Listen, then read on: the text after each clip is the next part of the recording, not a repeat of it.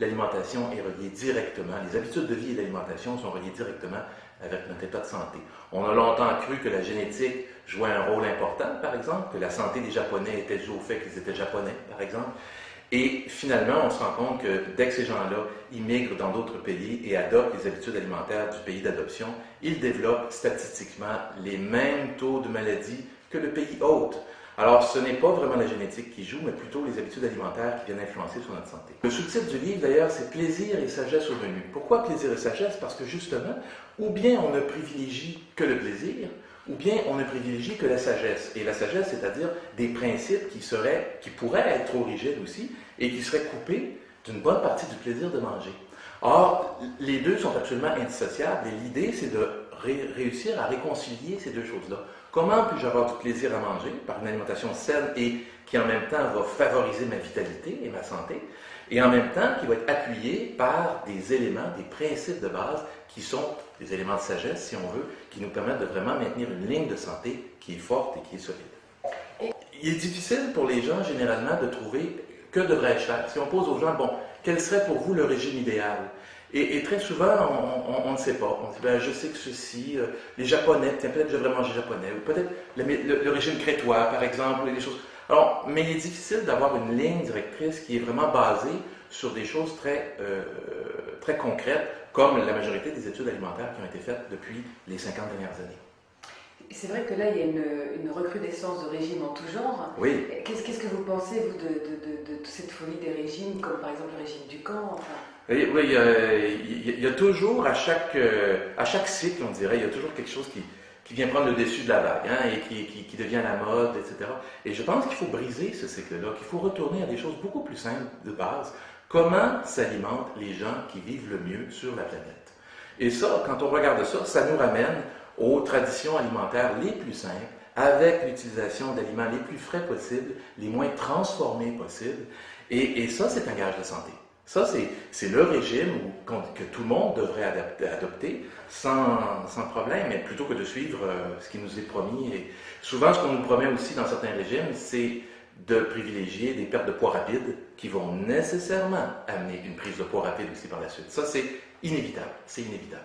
Mais donc, votre livre, en fait, c'est un mode de vie plutôt qu'un régime, quoi. Tout à fait, tout à fait. C'est vraiment ça. C'est un mode de vie. La première partie du livre, justement, illustre de façon générale tout ce qui sous-tend ces principes-là, mais comment on peut les appliquer aussi dans notre quotidien. Il n'y a aucun doute maintenant, de toute façon, que le surpoids amène inévitablement vers toute une série de déséquilibres pathologiques importants. Et c'est partout sur la planète, de toute façon, on s'en rend compte. Et il faut ramener le tir à une alimentation qui nous permet de maintenir un poids santé plus régulier, qui va nous assurer d'avoir une meilleure protection contre ces maladies-là. Que ce soit le cancer, que ce soit les maladies cardiaques, que ce soit les maladies dégénératives, toutes ces maladies-là sont entraînées, ou pas entraînées, mais soutenues par le fait de maintenir vraiment un surpoids important. Les données du livre ont été basées sur à peu près les plus grandes études qui ont été faites sur la question, où on a vraiment réussi à démontrer que lorsque la consommation de protéines de type animal est minimale, je ne dis pas inexistante, mais minimale, correspondait exactement également au groupe de population qui souffrait le moins de maladies cardiovasculaires, de cancers et de maladies dégénératives. Et à partir du moment où vous augmentiez votre consommation de protéines animales au-delà de 5% de l'apport calorique total quotidien, et 5% c'est pas énorme ça, automatiquement s'ensuivait une augmentation des maladies cardiaques, des maladies cardiovasculaires, du cancer, des maladies dégénératives aussi. Alors, je crois qu'en Europe, on a déjà l'habitude de manger régulièrement de la viande, mais probablement en moins grande quantité qu'en Amérique. En Amérique, où les quantités, là vraiment, c'est l'aspect le plus important à respecter. Mais la majorité des gens mangent de la viande 2 fois par jour, vous savez, régulièrement.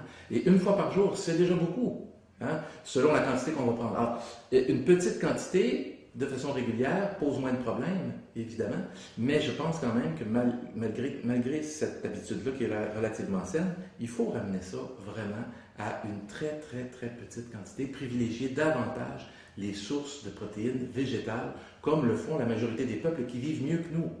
Alors c'est ça qu'il faut examiner. Comment se fait-il que ces gens-là vivent mieux? Quelles sont leurs habitudes alimentaires? Et c'est ça qui est illustré dans l'ouvrage. C'est de réussir à réduire ça à d'autres sources. Il y a d'autres sources de protéines sur la planète que les sources animales. Très souvent, dans ce qui nous est proposé, il y a quelqu'un qui a eu une idée et qui s'est dit, tiens, ça a marché pour moi, donc je vais vous le présenter. Faites comme j'ai fait, vous aurez tel résultat. Et ça, ça ne peut pas fonctionner, puisqu'il faut avoir une approche beaucoup plus individuelle, de toute façon. Et dans cette approche-là, ici, la première des choses, c'est qu'on appuie ça sur des données concrètes, des données réelles. La deuxième, c'est qu'en plus de déterminer un grand canevas général sur l'alimentation, on offre une possibilité d'individualiser chacune de ces recommandations-là pour chaque individu, puisque nous sommes tous différents. Nous avons tous des besoins différents aussi, et nous devons adapter ça.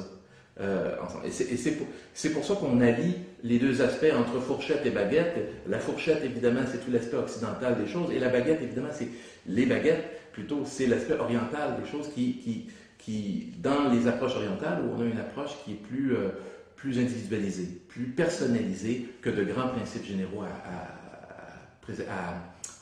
à suivre. Je vais le résumer par 8 principes simples qui sont la base même du livre, qui sont les 8 principes qu'on retrouve dans tous les groupes de population qui vivent plus longtemps et en meilleure santé. La première des choses, il faut manger une grande variété d'aliments différents. Ne pas favoriser la monotonie, mais favoriser vraiment la diversité des aliments. La deuxième, c'est de favoriser les aliments les plus sains possibles, les plus naturels possibles, les plus frais possibles. Ça nous amène au troisième principe qui est automatiquement d'éviter le plus possible tous les aliments transformés, raffinés, préparés industriellement qu'on retrouve partout et qui ne sont pas gages de santé, au contraire. Le quatrième aspect, c'est évidemment de consommer une grande abondance de légumes et de fruits. Je dis légumes et de fruits, non pas de fruits et de légumes, parce qu'on a souvent tendance à manger beaucoup de fruits, moins de légumes. Et il faudrait faire un peu l'inverse. Beaucoup de légumes et également des fruits, mais en quantité plus importante, les légumes. Le cinquième aspect, c'est de remplacer nos sources de protéines végétales par des sources de protéines animales, principalement. Tous les peuples qui vivent plus longtemps que nous en meilleure santé, est-ce que j'ai dit l'inverse? Alors, tous les peuples qui vivent le plus longtemps que nous en meilleure santé ont remplacé les protéines animales par des protéines végétales. Pardon. Alors, c'est l'inverse, évidemment. Il faut réduire la viande pour privilégier les légumineuses et les autres sources de protéines. Ensuite, il y a dans les autres aspects, les 3 autres principes qui restent sont des principes d'habitude de vie. C'est évidemment, dans les 2 grands groupes de population, ce qu'on a trouvé, c'est évidemment de l'exercice physique tous les jours, au moins 30 minutes à tous les jours. Ensuite, c'est de s'accorder du temps pour se reposer l'esprit, se détendre. Alors, en Asie, on pratique le yoga, le tai chi, la méditation, etc. En Méditerranée, on fait la sieste. Ce sont des choses qu'on a besoin de faire dans nos habitudes de vie pour nous assurer une meilleure santé. Et le dernier, qui est un aspect extrêmement important et qu'on néglige souvent, c'est que dans tous les groupes de population qui vivent mieux que nous et en meilleure santé, on a un réseau social et familial bien développé. Il est important d'avoir un réseau qui nous permette de partager. Toutes les études l'ont démontré, les gens solitaires vivent moins vieux et en moins bonne santé. C'est triste, mais c'est comme ça. En France, on est davantage attaché à nos traditions alimentaires aussi, qui sont très importantes aussi. Il y a un amour de la nourriture et de la nourriture saine qui est déjà ancré, en tout cas du moins de façon familiale, je dirais. Et on s'en va dans une direction qui est une direction industrielle. On industrialise de plus en plus notre alimentation. Et je crois que les gens, de toute façon, vont ici en prendre conscience beaucoup plus qu'en Amérique et veulent retourner à une alimentation beaucoup plus saine, beaucoup plus simple aussi, et celle qui a soutenu nos parents, grands-parents, arrière-grands-parents, etc. J'étais très surpris parce qu'au départ, je ne m'attendais pas à ce que... Au départ, le livre avait été écrit en Amérique, donc pour le Québec, pour le Canada, francophone, et il a été diffusé, il est distribué actuellement dans 18 pays, dont la majorité sont des pays européens, et la réponse en Europe est beaucoup plus, et en France notamment, est beaucoup plus forte ici que n'importe où ailleurs. Et je suis très surpris, évidemment. Ravi, évidemment, mais surpris en même temps. Moi, je voulais faire vraiment un ouvrage qui ne soit pas uniquement qu'intellectuel, mais qui soit une présentation de ce qui peut être fait et ensuite la mise en place. Comment peut-on mettre ça en place dans notre quotidien, tout simplement. Ce travail-là s'inscrit dans un projet qui a été commencé il y a une dizaine d'années. Il y a une dizaine d'années, j'ai commencé à force de voir des patients souffrant de différents problèmes et qui avaient différentes interrogations, je me suis dit, il serait bon d'amener au plus grand nombre possible une série de principes ou de règles ou d'idées, de repères, exactement, de repères, pour orienter davantage notre santé. Et ce grand projet-là, il y a 10 ans, incluait l'alimentation, dont ce volume en est une partie. Et parce que je crois que la première chose à changer, c'est l'alimentation. C'est la première chose il y a d'autres aspects dans notre vie dont on doit s'occuper également. Il y a d'autres aspects qui sont importants dans nos habitudes de vie, c'est essentiel. Mais la pratique m'a permis de voir que si on ne mettait pas en place une correction du régime alimentaire, nécessairement qu'on allait automatiquement à la dérive, même si on avait d'autres grands principes à côté, se coucher tôt, faire un peu d'exercice, c'est important aussi. Mais l'alimentation, elle revient trop souvent dans notre quotidien pour être négligée. Il faut absolument la mettre en place. Alors, c'est donc ma pratique en bureau privé avec les patients qui m'a amené à dire, bon, on n'a jamais le temps d'arriver avec les gens dans une consultation individuelle à donner toute l'information qu'on voudrait donner. Comment peut-on faire? Ben, par le biais d'un livre comme celui-ci, ça nous permettait d'avoir une référence sur laquelle on peut se fier et en tout cas en retirer ce qui nous convient. Vous savez, le livre, c'est Entre fourchette et baguette, parce qu'on jugule ensemble l'aspect occidental et oriental.